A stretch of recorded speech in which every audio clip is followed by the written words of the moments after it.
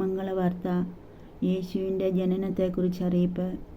6-ാം മാസം ഗബ്രിയേൽ ദൂതൻ ഗലീലയിൽ നസ്രത്ത് എന്ന പട്ടണത്തിൽ ദാവീദിൻ്റെ വംശത്തിൽപ്പെട്ട ജോസഫ് എന്നു പേരായ പുരുഷനുമായി വിവാഹ നിശ്ചയം ചെയ്തിരുന്ന കന്യകയുടെ അടുത്തേക്ക് ദൈവത്താൽ അയക്കപ്പെട്ടു. അവളുടെ പേര് മറിയം എന്നായിരുന്നു. ദൂതൻ അവളുടെ അടുത്ത് വന്ന് പറഞ്ഞു, ദൈവകൃപ നിറഞ്ഞവളെ സ്വസ്തി, കർത്താവ് നിന്നോടുകൂടെ. ഈ വചനം കേട്ട് അവൾ വളരെ അസ്വസ്ഥയായി. എന്താണ് ഈ അഭിവാദനത്തിൻ്റെ അർത്ഥമെന്ന് അവൾ ചിന്തിച്ചു. ദൂതൻ അവളോട് പറഞ്ഞു, മറിയമേ, നീ ഭയപ്പെടേണ്ട. ദൈവസന്നിധിയിൽ നീ കൃപ കണ്ടെത്തിയിരിക്കുന്നു. നീ ഗർഭം ധരിച്ചൊരു പുത്രനെ പ്രസവിക്കും.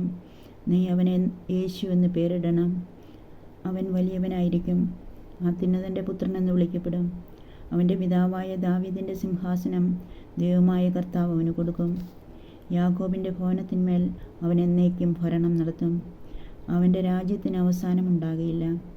മറിയം ദൂതനോട് പറഞ്ഞു, ഇതെങ്ങനെ സംഭവിക്കും? ഞാൻ പുരുഷനെ അറിയുന്നില്ലല്ലോ.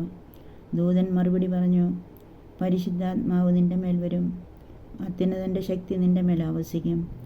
ആകയാൽ ജനിക്കാൻ പോകുന്ന ശിശു പരിശുദ്ധൻ, ദൈവപുത്രൻ എന്ന് വിളിക്കപ്പെടും. ഇതാ, നിൻ്റെ ചാർച്ചക്കാരി വൃദ്ധയായ എലിസബത്തും ഒരു പുത്രനെ ഗർഭം ധരിച്ചിരിക്കുന്നു. വന്ധ്യ എന്ന് പറഞ്ഞിരുന്ന അവൾക്ക് ഇത് 6-ാം മാസമാണ്. ദൈവത്തിനൊന്നും അസാധ്യമല്ല. മറിയം പറഞ്ഞു, ഇതാ കർത്താവിൻ്റെ ദാസി, നിൻ്റെ വാക്ക് എന്നിൽ നിറവേറട്ടെ. അപ്പോൾ ദൂതൻ അവളുടെ മുൻപിൽ നിന്ന് മറഞ്ഞു.